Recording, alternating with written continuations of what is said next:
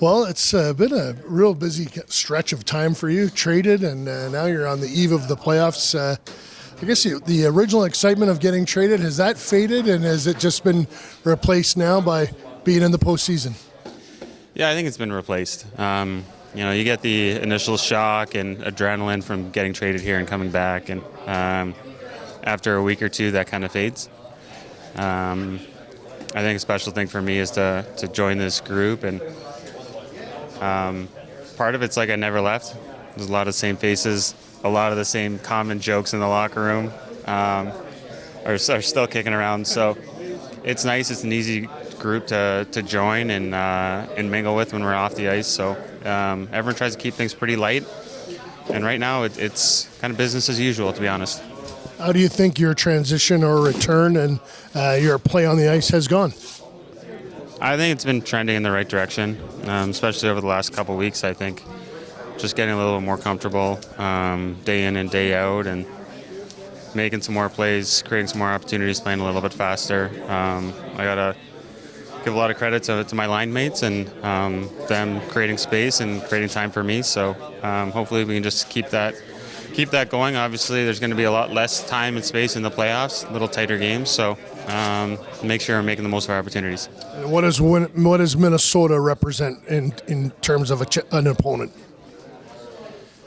They're pretty stingy. They don't give you too much, especially off the rush. So you kind of have to wear them down to create.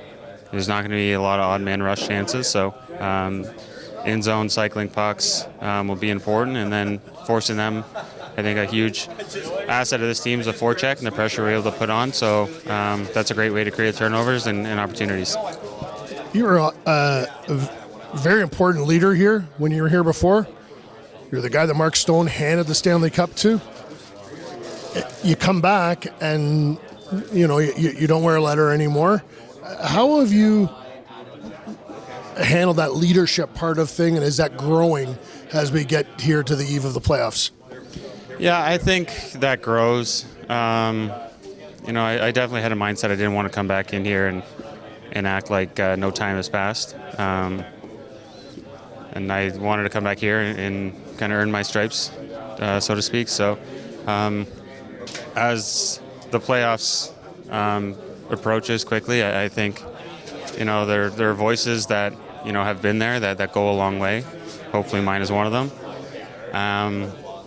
But one of the great things about this group is the leadership in numbers. So it's not the same person talking at the end of every period.